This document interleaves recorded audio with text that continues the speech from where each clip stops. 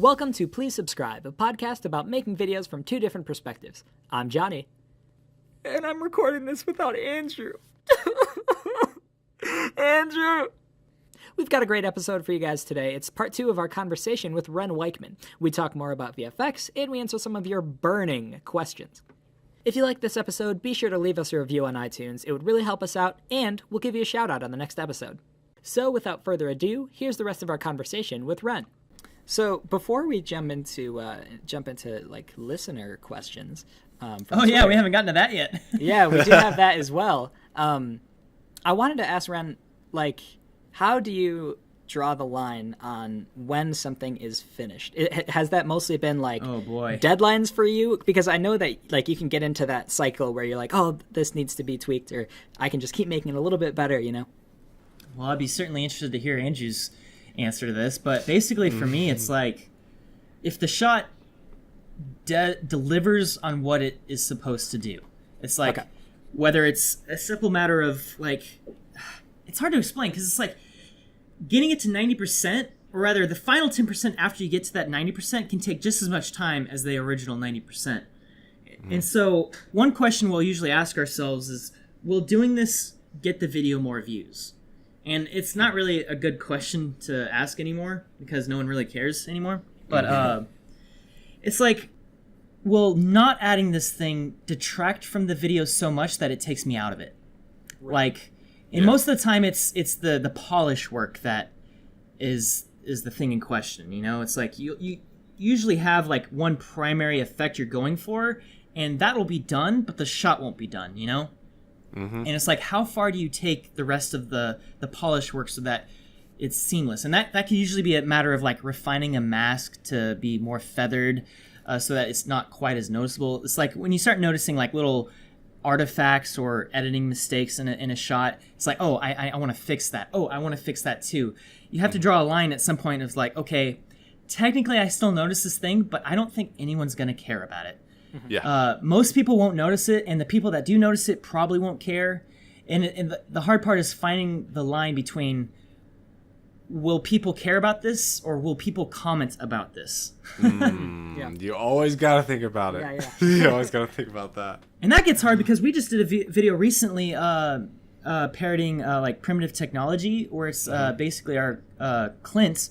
He's in the forest, and it's basically just a lot of compositing work of just building things over the course of one shot. And that ended up being a really, really challenging video to do because your whole background that you're trying to composite on top of itself changes literally every second because it's just a bunch of leaves and trees and grass stuff, and not to mention the sunlight changing over the course of literally 5 minutes. The light is in a different spot now. And so it took a lot of polish work to get it to an acceptable state. And so we ended up spending a lot of time trying to get these shots to a state of like, okay, I think this is good enough. And it still wasn't good enough. Sure enough, there are a lot of comments pointing out that like, oh, I noticed the pop right here. Oh, I noticed that there's still some hands left on this shot here. And part of that was due to our time constraint. We did have a deadline. And, I mean, I guess that kind of answers another question you had asked, is that like deadline does actually play into whether or not a shot is done or not, because it's like, if I have some extra time to fix a shot, I will do it. But if it's like, oh, I only have 2 more days left and 10 more shots to do, you start prioritizing stuff. It's like, I would much rather finish the bulk of a new shot than the final 10% of an old shot. It's like, so a deadline really drives everything at the end of the day, and really it gets your priorities straight. So I mean, Andrew, would you say that you're kind of similar in that regard? Now I am. So it's funny. I think someone said that. I think Nico might have said that to me a long time ago. Kind of told me how you guys did things when I was working on Wizard Cops. Maybe. Oh yeah, that's right. Somewhere around then. I remember someone mentioned that, and I remember thinking to myself, I was like, huh. Like before then, or like back in the day on my channel, I'd be a perfectionist on pretty much everything. Just like, okay, this has to be perfect, or I can't use this in my video. You know, like I have to get this like I have to make it to where this is almost seamless to me, at least. And like when I guess when someone mentioned that, I was like, that's a good point. Like a lot of people don't see those tiny mistakes that you make. And sometimes, you know, like if there are tiny little things that only like there are those little things that I know I'm the only one who's going to know about that. It's because we've developed the eye for it. Exactly. Yeah. So I've gotten actually a lot better at that. Just you know, getting things done faster, just because like it as long as it looks good to me, and as long as like I believe what's happening in the shot, like you were saying, like that's good. That's good for me now. I like making things that kind of blow my mind every now and again. But, you know, as far as like getting what I need to get done in a shot, if I can do that, great. Let's move on, you know? So I go a little bit back and forth on that. Like sometimes, like if there's like a, you know, like a main VFX shot, usually I'll spend like way more time on that just to make sure that there are no little things that people can comment about. Just to make sure. But yeah, no, I'm pretty similar to you now in that regard.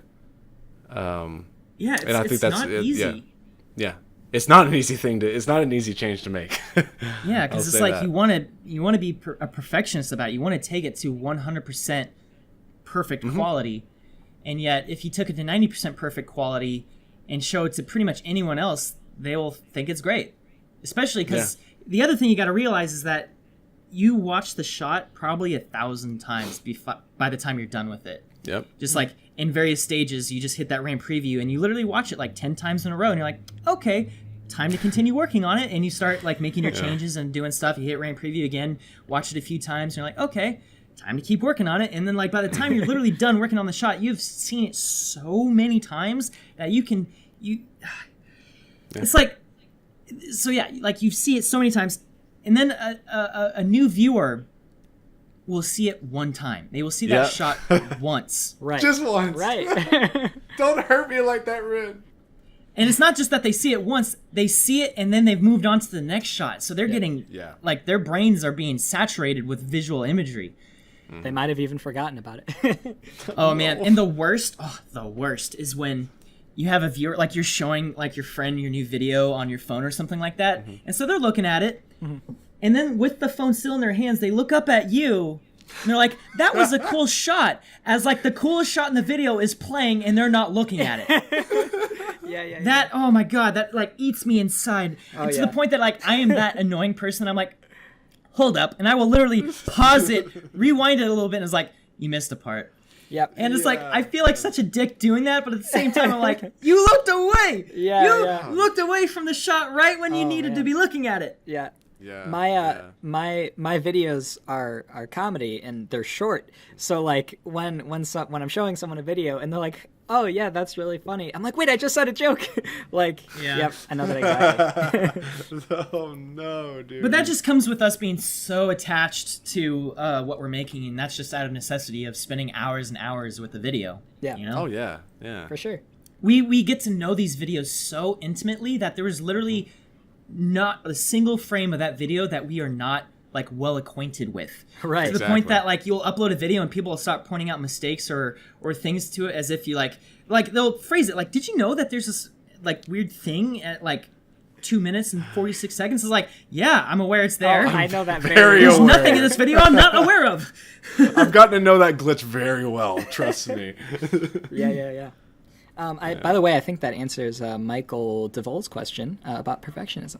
So I think this is a good time to sort of transition into our little Q&A segment here. Totally. Yeah, so we got a couple questions from you guys on Twitter. Thanks so much. First question, what is your opinion on film school? And that comes from VFX Create Studios on Twitter. Andrew, did you go to film school? I did not, no. I did not either. Aren't you going to film school right now, Johny? I am currently in film school, yeah. So this is great. Very So I'm interested to hear your perspective first. Yeah. What do you think of it? Totally sucks. No. Yeah, so I think I've heard, before you go to film school, you talk to a lot of people because then you're like should I do this? Because the question has come up, like, is this worth it? Can you just do it on your own? Go it alone on the interwebs? And, you know, you hear a lot like, it's good for connections, and it's good for sort of, but like basically being around a bunch of like-minded people that are all trying to make stuff. And I think that has definitely rung true. It's definitely been a great opportunity for me to, first of all, it's amazing to just do what I would want to do anyways for school. And, you know, I've had a lot of time to like learn about traditional, I guess, in air quotes, filmmaking while also doing YouTube. So yeah, I've personally found it as a very cool experience for that. Mm-hmm. Yeah. I mean, that sounds like basically what I know about film school. Exactly. Because I have several friends who have gone to film school, graduated and whatnot. Mm-hmm. And some of them, it's not that they regret it. They're like, I didn't need it. Yes. Yeah. I think college in and of itself is pretty great because there's so many like social skills you get and just learning about how to work hard just from going to college for any degree, really. Mm-hmm. But yeah, it seems to be that for film school, the biggest thing you take away from it are the connections and the people you meet. Oh, yeah. For sure. Yeah. And on top of that, you also get film theory, which you don't get just on your own. Because my line of thinking is there's two types of like things you can learn. There's like theory stuff, which is kind of something that you need to be taught. Like that's actual knowledge that needs to be passed on to you. And if you're really good, you could learn it on your own. But it's the technical stuff that you have to teach yourself. You have to stumble your way through your mistakes and figure out how to use a tool. Right. That's something that someone can help you with, but they can't really teach you it. You have to learn it yourself. I mean, they can teach you it, but it's going to go out in one ear and out the other, and you'll be like, you're still going to be stuck at the same point. You have to learn it yourself. Yeah, you don't go to film school to learn editing or to learn After Effects. It's definitely a different thing. That's one of the main reasons I decided to not go to film school. Because I've considered it in the past for sure, but I am just one of those people who like I need to really get hands-on experience. Like with say if I'm at the time I was wanting to do editing and all that kind of stuff, and I just needed to do it. I didn't want someone to tell me how to do it, like go into a class and listen about it. I wanted to do it right then. And when I found out that I could do it right then, with say like online tutorials and all that kind of stuff, I started doing it and it started working. I was like, okay, well, I'm making it work, so like I'm gonna see where this takes me, right? Yeah. And that's just kind of how I went about it. But thinking back on it, like going to film school to meet people and stuff, that's probably a great thing to do. I'm sure. Like it's just I didn't do that, but I understand why people might want to. Yeah. To learn stuff and to meet people. Yeah, and you definitely also need to keep making stuff while you're at film school. Oh yeah. Because otherwise, like if you just are doing school projects, you're not gonna make that much. So yeah, it's film school is pretty cool. Pretty cool. That's interesting. So like Peter, he works with us. He's working on this Spider-Man short film right now. Mm-hmm. I was wondering about that. It's like every day I see one of his shots, it just freaking blows my mind. This is like one of the most talented people I've ever met. Oh man. And he's going to film school in San Francisco right now. He's on summer break, but part of me is just like, dude, you can drop out of film school and freaking kill it right now. Yeah. Yeah. Can, like I saw some of his clips of that on Instagram, I think. Yeah. And I remember I watched it. I watched it once. I watched it twice. I was like, wait, did he actually make this? Yeah. Is he actually working on this? I was like, this is like actually really good. Yeah. Yeah, and he's doing it all himself, and half the video is literally 100% CG. Man. Like buildings, cars, background, people. Like it's crazy. Yeah. But he's like, no, I see value in film school, so I'm going to go back. No. So I'm like, all right, cool. All right. And that's the 40-second Peter, right? Yeah, exactly. Okay. Right, 42nd.5. Okay, got it. Okay. But I mean, yeah, I'm obviously biased because I I did go to college, but I didn't go to film school. Everything I know about filmmaking, I learned from people or doing it myself. And it's like, you get a lot of value from talking to professionals and getting their opinions, which is basically the same thing you'd get from school anyway. There's a professional giving you an opinion on how stuff should be done. Yeah. And it's like you're just getting in a different setting. Yeah. And of course, there's tons of reading. You know, you get textbooks from school. You can still get those textbooks outside of school. And read that way, and just reading books, just reading articles online. A lot of what I learned in the early days, 7 years ago or so, when I didn't really know much about filmmaking, I was scouring the internet for everything I could find filmmaking related. I was reading articles, Wikipedia, even just trying to be an information sponge, learning as much as I could. Yeah, sure. Awesome. So, next question. What is your favorite VFX video of all that you've made? And that's from Pablo Ricci on Twitter. Oh, gosh. Andrew, you want to go? You know, I actually might go back to the Mario Underworld video. Just because I really loved making versions of, like, Mario objects in, like, a really dystopian messed up way. Was that the first video you used Octane with? I think it might have, because I remember it was around that time that you got into Octane, and then that video came out, and I was just like, holy crap. Dude, I think it was, because I remember I did that shot with the Mario hits a block and then like a really disgusting mushroom comes out. And like I remember using Octane for that, and it was amazing because I could do like that subsurface scattering stuff to it and like make it all wet and gooey. And I was like, man, this is great. So like that was probably one of the my favorite ones to do, just because there were lots of new experiences in it, like, you know, using new software or like a new renderer and like discovering new ways of doing things. Yeah. Okay. Gosh, for me, it's like I there's so many to choose from. So many VFX yeah, you babies. guys have made a few videos. I mean, like I mentioned Portal Trick Shots. That one's one of my favorites, just because of its simplicity and effectiveness. Plus, I mean, the reason why I like that one is because up until that point, I don't think anyone had properly done a Portal video. Like, at least from a visual standpoint of like what it would be like to look through a portal and see what would be on the other side. Right. There's this very popular YouTube video that went viral several years before that from Dan Trachtenberg. Oh, yeah. It was like Portal, like Portal No Escape, I think. No Escape, yeah. Escape, yeah. And it was a great short film. I loved it, but oh my god, I had some pet peeves with that video. Oh man, there's some compositing that I was just like you could see through the portal to see the main actress on the other side of the portal, and she was just barely smaller than she was in the main frame, and I'm like, if that was the proper perspective, she'd be 13 feet tall on the other side of that portal to be that big. Oh my god. I remember that shot, dude. Oh, man. Yeah, so I mean, I guess that's one for me. There's a few videos that I've done that I remember being really proud about with the visual effects side of things. But for me, it's not so much visual effects as much as just like the visual itself. Yeah. You know, like, are we seeing something cool? And I'm always trying to do different things. Like, we did a 60 frames per second video one time called Mario Skate. Oh, man. That one. Oh, yeah. I love that video. That one holds a special place in my heart. I also did another one, like Real Mario Galaxy, which is basically just doing the tiny planet effect over and over again. Was that super hard to do with that perspective like that? I mean, it's a lot easier now. Yeah.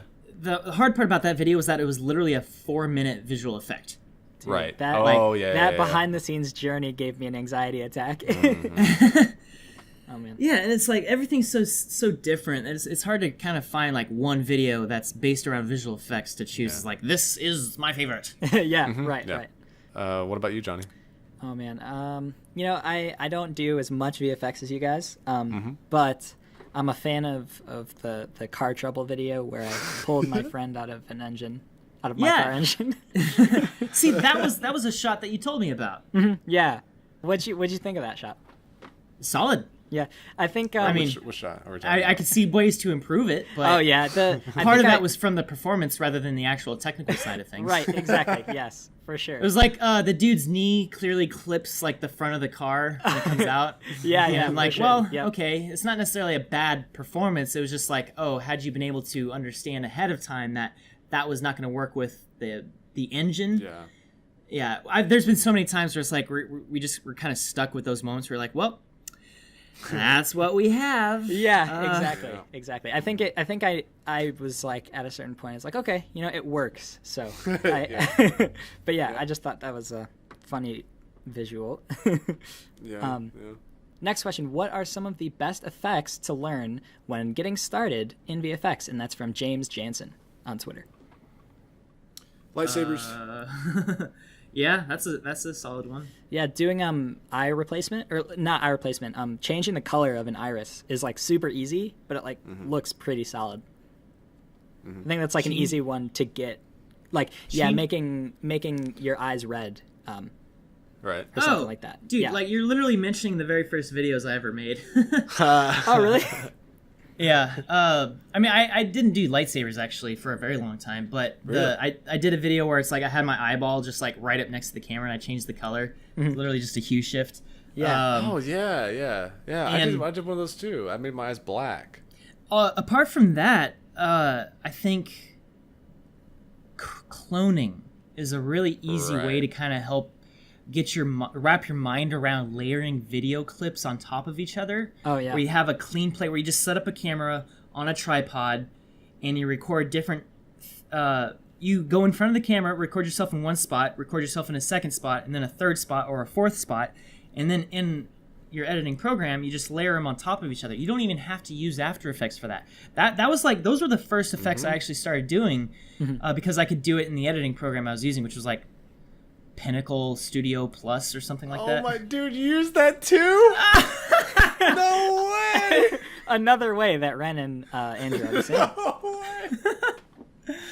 Oh, man. It's because it's like my dad had gotten it to like edit like home videos together, and Okay. it was the first editing program I used that had like a track or tracks layered on top of each other, and it had like a cropping tool where you can crop from the left to the right, and I remember using that to, just do cloning shots. Oh yeah, man.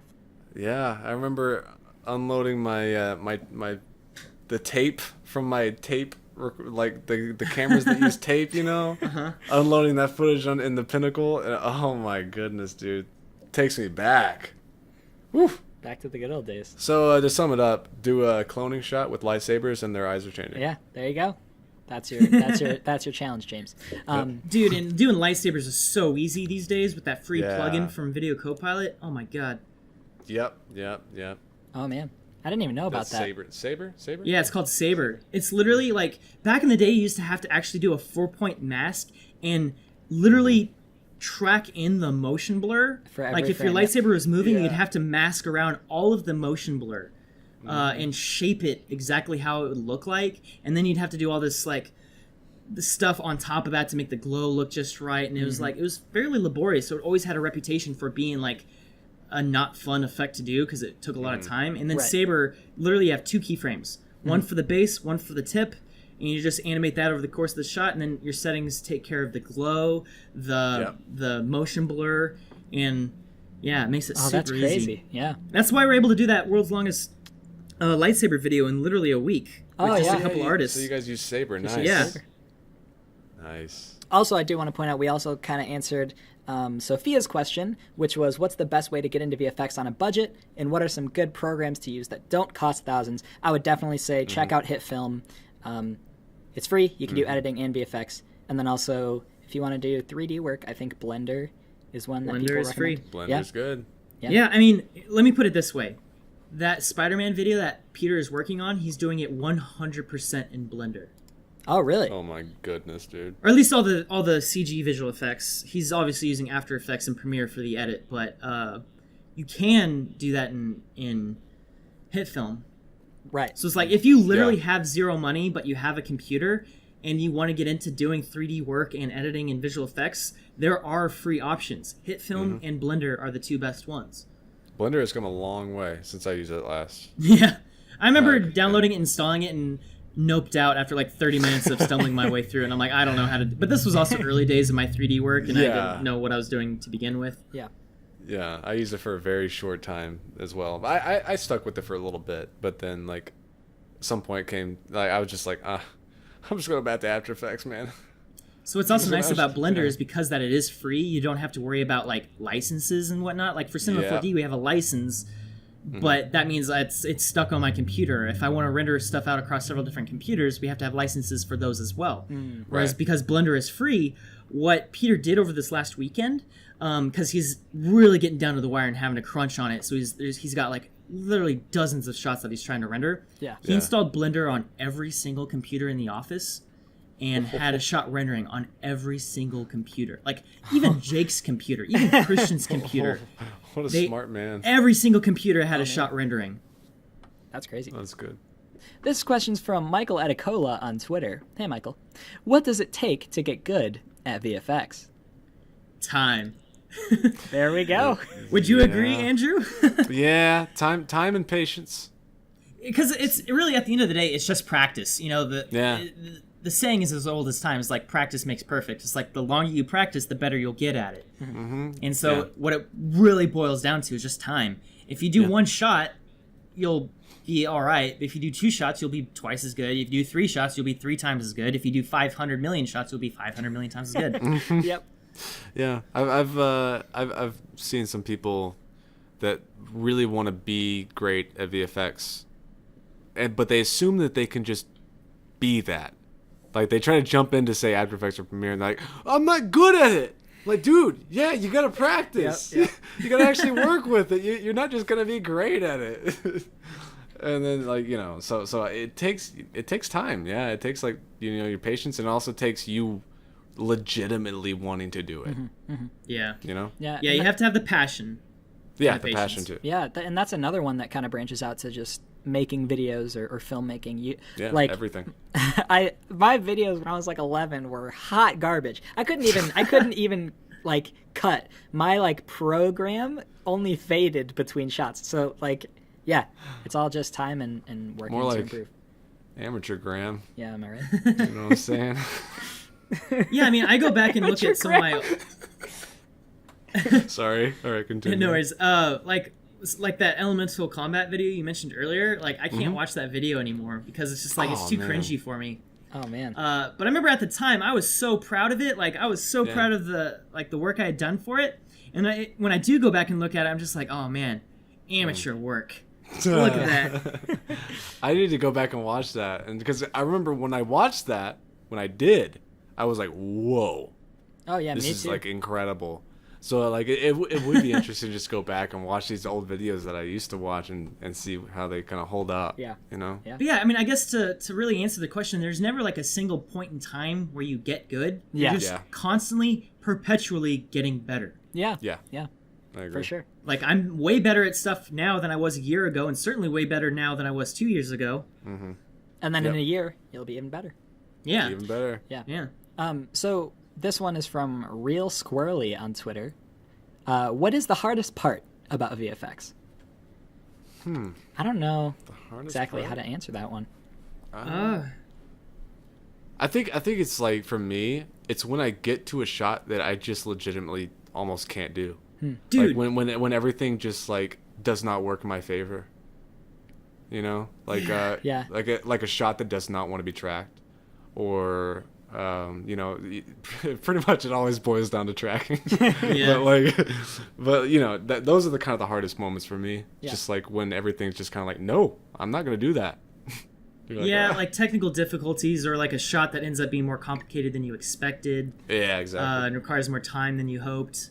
That's where it gets hard. Other times is when it's like you get a shot that you don't really know how to do, which is, you know, it can be fun because now it's a challenge. You got to learn how to like figure out this problem. Right. And you can limit that a little bit by planning the shots yourself. Like that's why it's really nice when you're doing your own videos, is because everything you're doing, you have a plan for it. You're like, okay, I think I know how to do this, so this is how I'm going to do it. This other thing, I know I don't know how to do, so I'm not going to do that. Yeah. Yeah. That's Whereas that's if you're like doing freelance or something, you're working on someone else's video where it's like they want to do this shot and they just assume someone else will be able to do it, so they don't worry about it too much. And so then they send it off to you. It's like, can you do this shot? And you review it and you're like, yeah, I think I can do that shot, sure. Or it's like, no, sorry, I don't know how to do that. Right. I had one friend send me a video, be like, hey, how hard do you think this shot is? And I took one pass at watching, and I was like, it's impossible. Yeah. What you want to do is straight up impossible. Right. For me, let alone someone you want to hire who has no experience.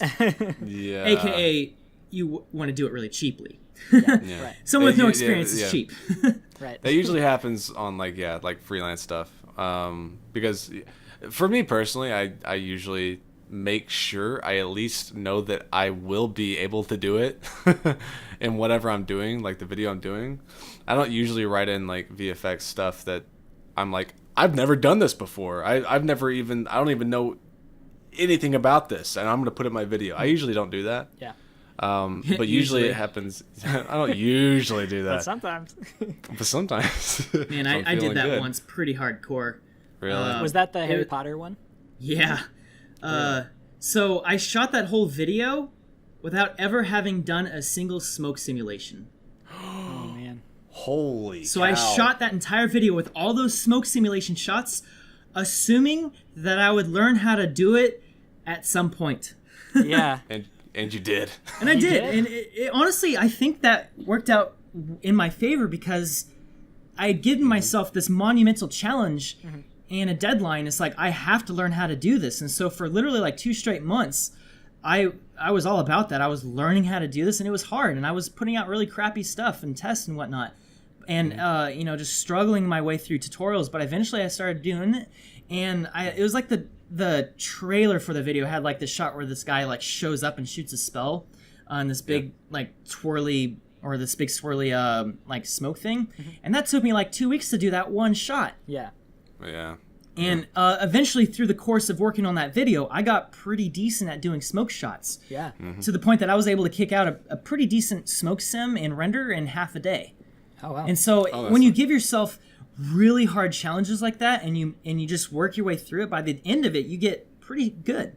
Yeah. And now it's part of your skill set. And ever since then I'm like, yeah, I know how to do smoke simulations now. Right. Yeah. And Wren, do you also think that, like, kind of going into it not exactly knowing how to do smoke sims, do you think that you ended up making the video cooler by being a little bit more ambitious?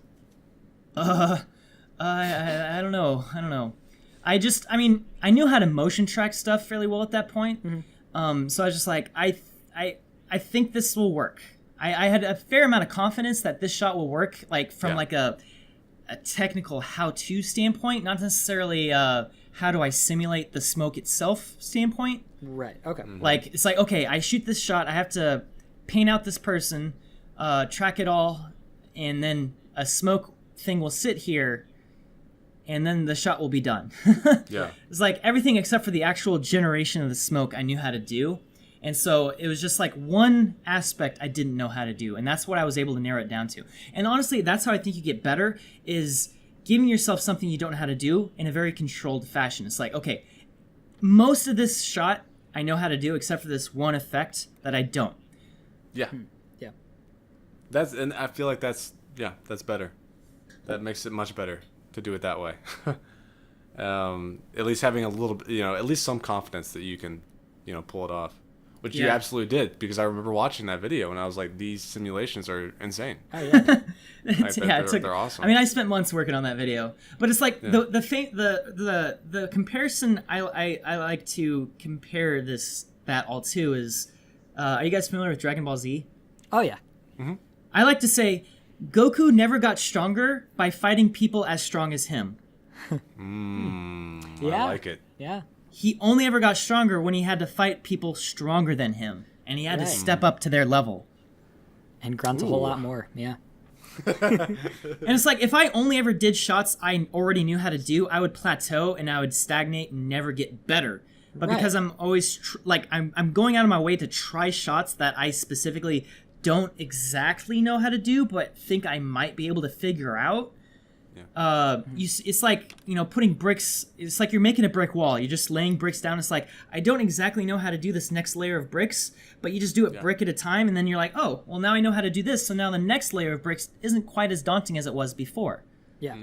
Okay. And slowly over the course of a lot of time, you accrue enough knowledge from all these different things that, like, the super technical thing that just was like a pipe dream years ago suddenly is like, oh, I think I know how to do that now. Isn't that crazy? Isn't that a crazy feeling? Because I know exactly what you're talking about. It's like, a couple of years ago, a few years ago, like, if I had seen some of the stuff that, say, like, you or I was doing, I'd be like, wait, hold up. Yeah. I don't know how to do that. Whoa. It's like overwhelming. So much of it is just like, I don't even know where to begin. And it's like, you just got to chip away at it. Learn how to motion track. Learn how to track in something without it sliding around your shot. Then you learn how to render something. Then you learn how to render it better. Then you learn how to add other stuff to it. And it's like, it's all just like small steps that add up to a large aggregate. Yeah, for sure. Okay, so we have a question from Ali Omaroka on Twitter. What do people get wrong about VFX? Oh boy. I wonder, well, calling it special effects is one. That's just a pet peeve, and it's like, no one cares. Right. Yeah. I wonder, do you think maybe like time or like if someone doesn't know how to do a visual effect, they might underestimate or overestimate exactly what it will require? I wonder if you're talking about from the perspective of the person doing the effect or from the perspective of people looking at the effect. Yeah. I'm trying to figure out like how to approach the question. Like, I'm willing to bet wait, so what was the question again? What do people get wrong about VFX? Yeah, I'm going to assume it's, because, it could be like, what do people not understand about visual effects? What do they get wrong about the whole industry at large? Right. Versus what I think what they're asking is, what do they do wrong when they're making them? Okay. I think that's probably it. That would make more sense. It's not so much like what do they do wrong as much as like these are some things that you can work on that will drastically improve your shot. Mm-hmm. Like having a good track. I think like lighting. If you can learn how to match lighting better, that's usually a thing that is a dead giveaway to a bad shot, is like when I'm like, oh, the lighting doesn't match very well. Like learning how to use the levels effect or the curves effect to like mess with the gamma and the black and white points of a shot and like color matching. That was the stuff that I spent a lot of time in my early days trying to get right, and that really goes a long ways to making a shot look better, is when you have a shot that looks like it belongs. Exactly. Yeah. I think that was one of the big things I learned too. Is like, and I think one of the things that some people don't think about is the whole compositing part. It's like you can't skip that. Yeah. Like you can render out your 3D and you can overlay it on your footage, but you can't stop there. Like you gotta keep matching. Like there's just so many little things like the grain, the motion blur, the stuff that needs to be there to match, and of course the lighting, like you were talking about. But of course that kind of comes in the 3D software alone. And if you have Octane, your job's gonna be easier. Well, even if it's just like a 2D element, like you're just like you're trying to match like two different shots together. Or like, because in my early days it was all After Effects. Everything I did was 100% compositing an element, like say a still image into a shot that I wanted it to be in the background, like a matte painting or something like that. Like I put mountains in the background or something. Like just kind of like messing with the levels until it blends and looks right. Goes a long way. Oh, I know one. Okay. Something that will scream amateur to me is when I see bad keyframes. Okay. Ooh. Like there's an animation, just a regular 2D animation, like say someone is flying, like someone kicks another person and that person goes flying like 50 feet away, right? Just like, or say off screen or whatever. If it's a very like jarring keyframes or like a stop and go really suddenly, I'm like, oh, that person didn't use the curves editor. Okay. Yeah. Because there's like there's velocity and acceleration into how something gets animated and moves around a screen, and that kind of goes into motion graphics. So if you want to get better at visual effects, I definitely recommend studying motion graphics and all the animation techniques that go into that, because if you have something just start and instantly be going a certain speed and maintaining that linear speed and then stopping on a dime, it's like, okay, you set 2 keyframes, one position keyframe here, you moved it over, and now there's a second position keyframe over here. And the easiest thing you can do is literally just make those keyframes easy ease. Select those keyframes, hit F9, and now it'll start a little bit slower and speed up until it's going at a solid speed. And then it'll slow down a little bit before stopping. It'll be a little less jarring. And then from there, you can take it up a notch and actually mess with the curves of like how fast it accelerates or decelerates and stuff like that. And you can do like things like bouncing them around once they get to their final position.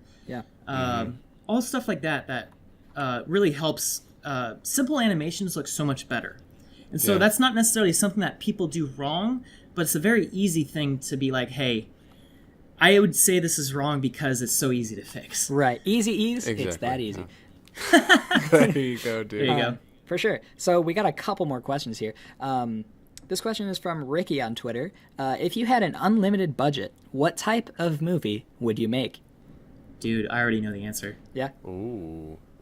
Go for it. Andrew, you got something? No. You go. I'll be thinking. Okay, so there's this book that I read.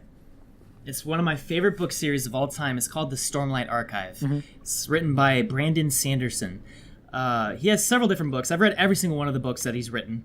But this book series in particular is really good. Stormlight Archive is part of like this longer series, but the first book is called The Way of Kings. Okay. And it's so good.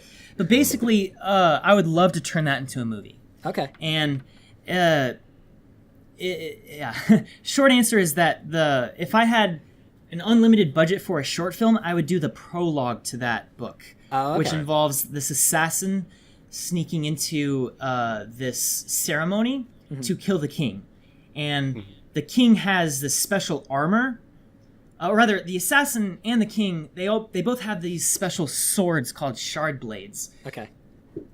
Essentially, it's like, imagine a giant 6-foot sword that doesn't weigh very much, and it has the same abilities that a lightsaber has. It cuts through anything without any resistance. Whoa. Oof.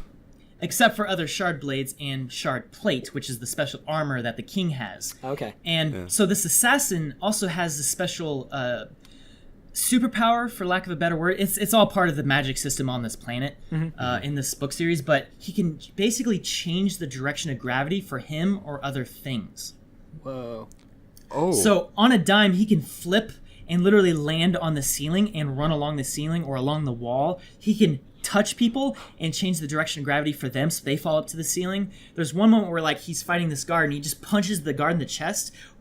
So like the guard gets hit, but at the same time he also falls upwards and lands on the ceiling and is kind of dazed a moment. Whoa. But that gravity starts wearing off, so the assassin literally just picks up that guard's spear, sets it down like face up, or spear up, pointed upwards underneath the guy. So the guy like starts waking up after being dazed as the gravity starts fading away, and he falls onto the spear.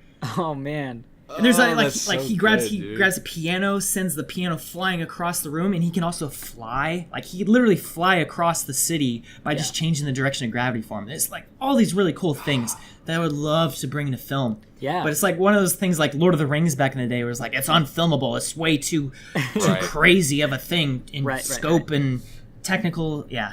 Yeah. I love that world so much. I've reread those books several times. Yeah, that's awesome. Well, now I want that. Yeah, I want to see that movie. So. I think if I could, it would probably be something comedic. So there we go. All right, sweet, dude. Something comedic. Yep, there we go. Coming soon to honestly, a movie theater near you. Mine's really similar to yours. Johnny is just kind of like I don't have anything specific in mind. Something cool. Something cool. No, I always just kind of like my favorite genres basically are like fantasy, sci-fi, horror, like that kind of mix. So anything like kind of in that genre, I would love to do. I don't have anything like specifically in my mind, but basically just something really that they'll give you the spooks. Something to spook you. But it'll also give you the eyeball things that make shots look good. Yeah. Sorry, can you edit that out? I gotcha. Yeah, I think for me, if I was to generalize it, I want to do something epic, like epic in visual scope. Oh yeah. No, like that's what the that stuff that I sounds want like. to work on, like something that like literally like will pull your breath away, whatever how that phrase goes. Yeah, just take it right out of your mouth. Take dude. it right out. Yeah. Take your breath away. There you go. There we go. Yeah. I think I'm kind of waiting for kind of the thing that I want to make at some point. I don't have it yet. Yeah, I think that's totally fine. It's like Yeah. and I think there'll never actually be a moment where you're like, oh, this is the thing. Or I mean, because it's like every project that you start working on might be like, oh, this is a really cool thing, and it kind of like reaches that level of this is what I was destined to do. Right. Exactly. Sort of like quality I know to it. I know the type of thing I want to do, but I just don't know the thing I want to do. You know? Yeah. Yeah. I think in time it will present itself in a way. Well, because that's the other problem is that like getting to make those things is a challenge in and of itself. Because especially with movies, you have to worry about financing, and when you have financing, you have other people calling the shots as well. So it's like, Right. you know, you might have this movie that you are really excited about, but then by the time it gets toned down to work with the budget that you have and the approval of the producers that you have, it might not be the thing you originally wanted it to be. Exactly. Yeah. Okay. Awesome. Okay, we got a question here from Nate on Twitter. I don't know the person he's talking about in the question, but I'm just going to read it. Why do you love Johny Bosworth so much? Also, what is your favorite video of his? Haven't heard of the guy. I don't know. Dang, man, I've heard of this guy everywhere. Everyone's talking about Johny Boz. Yeah, he's pretty famous. You should just do a quick Google search. You'll find him. What was the second question about that? What is your favorite video of his? Oh, gosh. Oh, man, what was the video that we talked about on the Sam and Nico channel? That was, Oh, the 401k one? Yeah. Johny, you have this weird, dry sense of humor that I really like. It's like, it's not super extravagant, but it's like your delivery is so confident, and you just go with it. It's like, it's really charming. And I think that's what drew me, and I know several other people to your channel way back in the day, is like, there's just something charming about like your videos and the simplicity of the joke, I guess. It's like, and it's the commitment to the delivery. Well, I appreciate that. Thanks, man. Yeah, eating batteries. Oh yeah. Ren, have you fine. seen Eating Batteries? I don't think I have. Okay, awesome, great. You won't even guess what it's about, dude. It's it has a very intense plot that keeps changing on you. You know. Oh yeah. You wouldn't even guess It's what's coming next. It's a video in which I pretend to eat batteries for about 4 minutes. Wait, what? And there's What? I know. This came out. Is this like a single shot? Like you're just putting batteries in your mouth over and over and like discreetly like taking them out? Oh yeah, but the best part is there's no actual VFX or anything. This is when I was like 12. You can hear them hit the table. Like you can actually also see them not go into my mouth.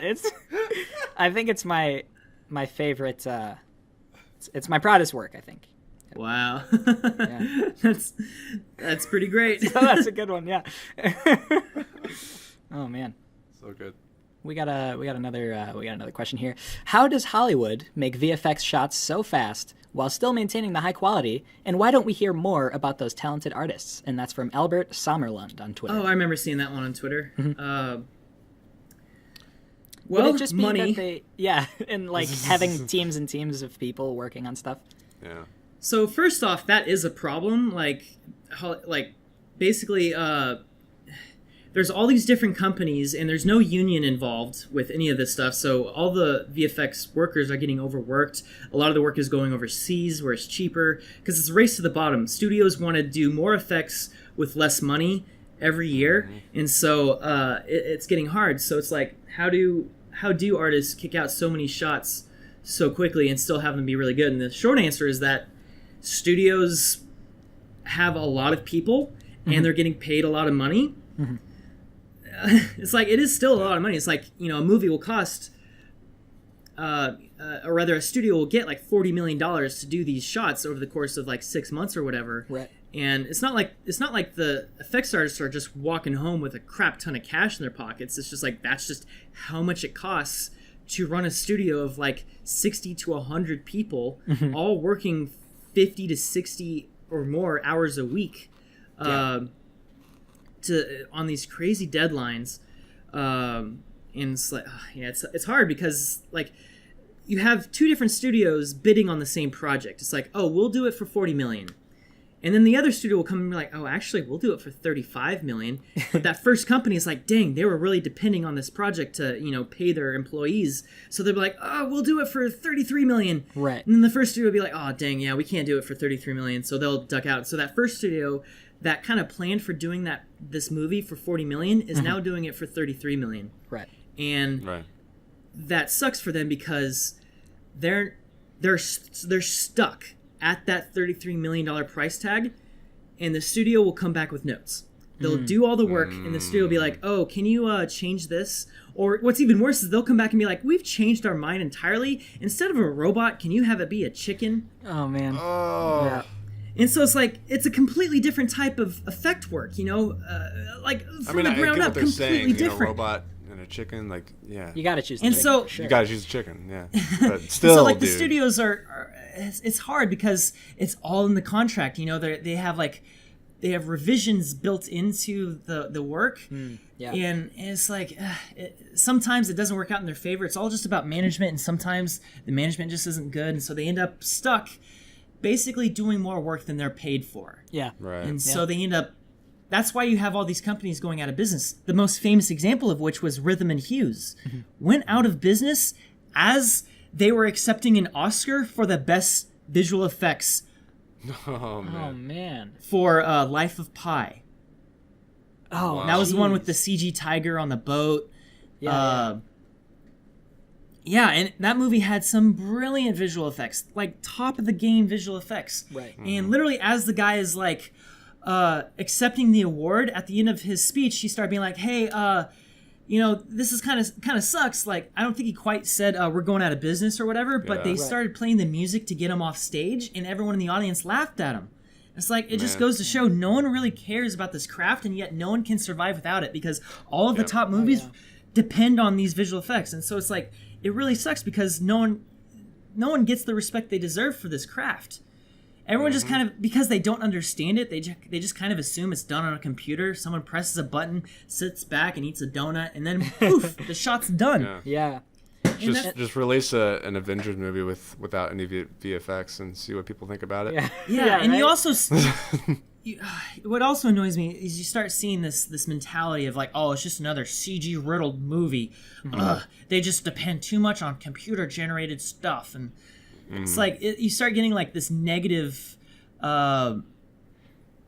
Connotation, almost. This negative connotation with CG movies. Like, it kind of bums me out because it's like it's a really cool art form and so much work goes into it, and then people just actively disrespect it. Yeah, and it almost seems like it doesn't totally mesh well with an industry like so reliant on money. Yeah.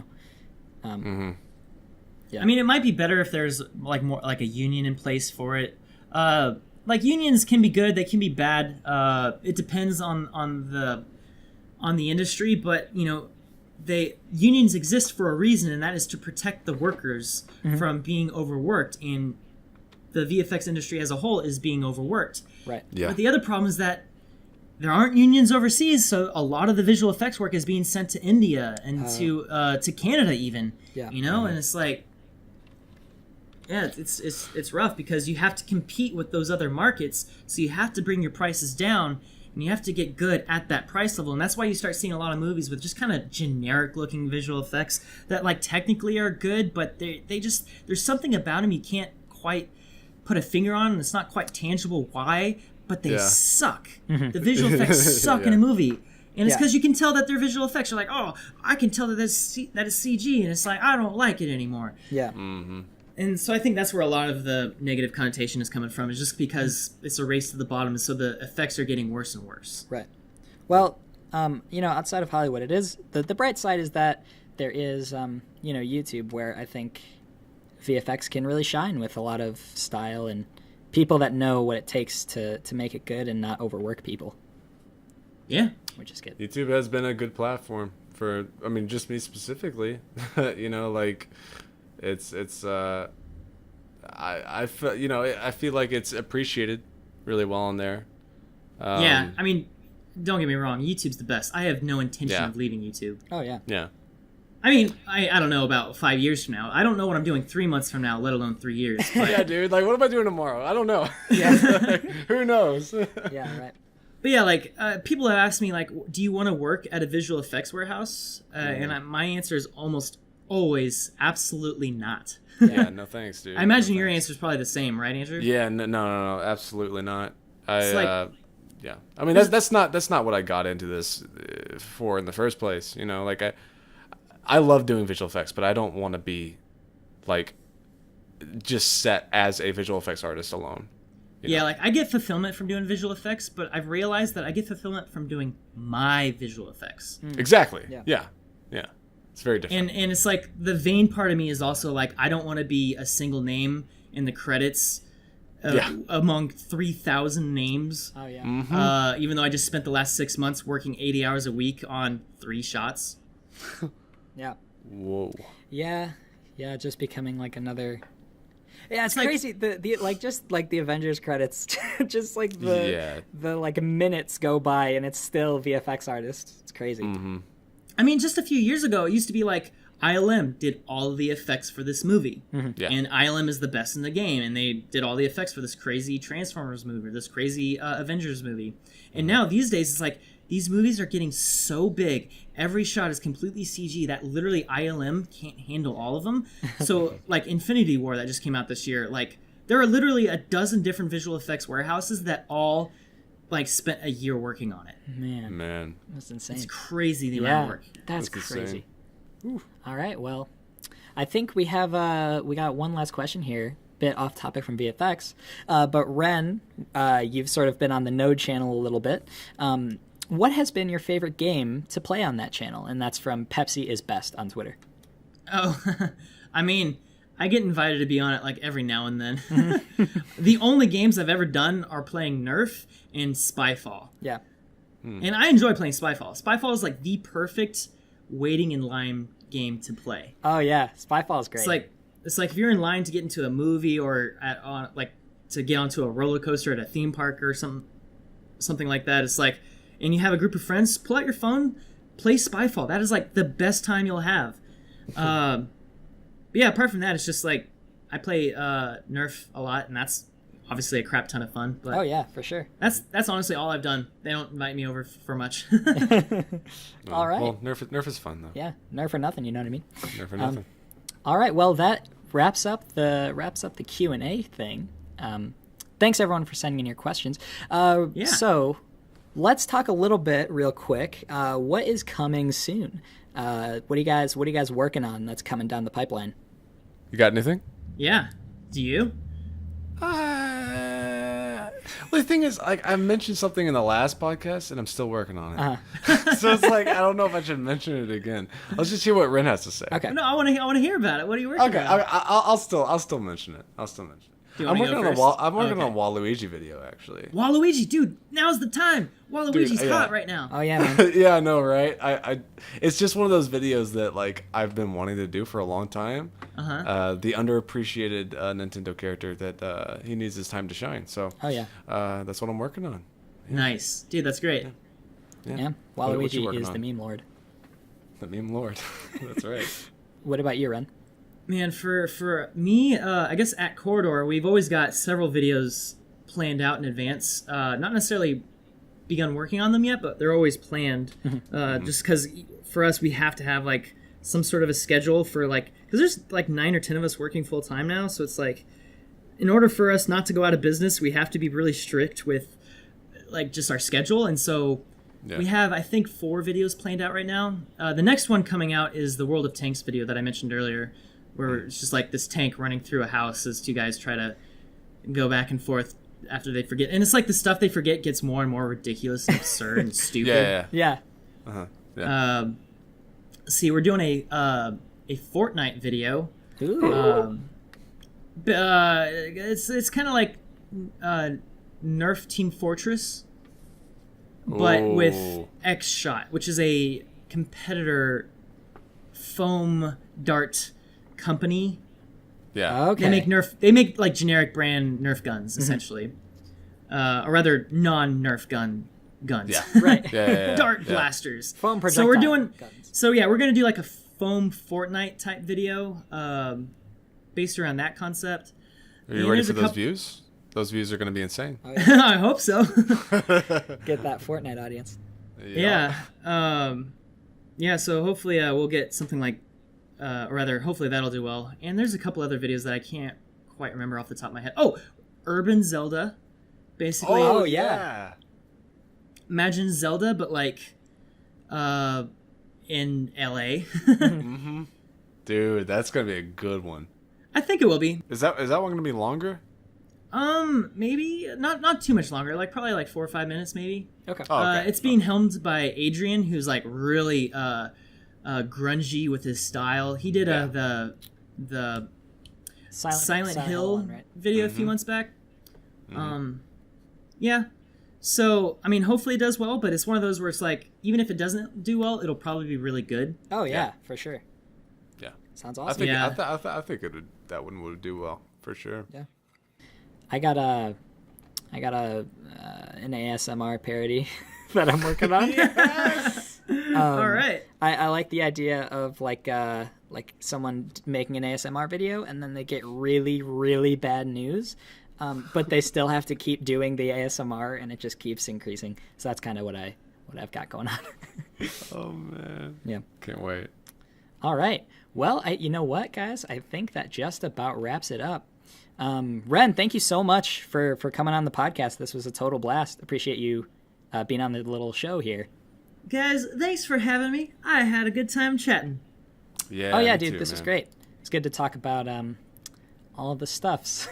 So All the stuffs. stuffs. We did all the stuff all of it, here. dude. Every So single one. Ren, as we wrap up here, where can people find you if they want to see more Oh Ren? man.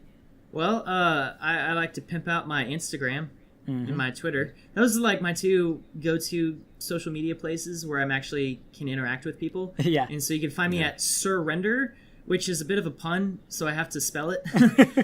So it's SIR and then my name WREN and then DER. Surrender.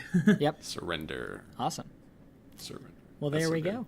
It used to be Ren the Reaper, but I always hated that name, and so when I discovered how easy it is to change your name, I just Oh, did it yeah. on everything. Yeah, and now you can, everyone knows that you are in fact a CG render. Dude, it's good talking to you, man. Yeah. Likewise, dude. So that was part 2 of our conversation with Wren. Hope you guys enjoyed it. If you did, be sure to leave us a review on iTunes. That would really help us out. I'm on Twitter at JohnnyBosworth. That's JohnneBosworth. And Andrew is Nukazuka on Twitter. That's Nukazooka. And of course, please subscribe. I can't ask any harder. Andrew's not here to help, but I just, please. Thanks for listening.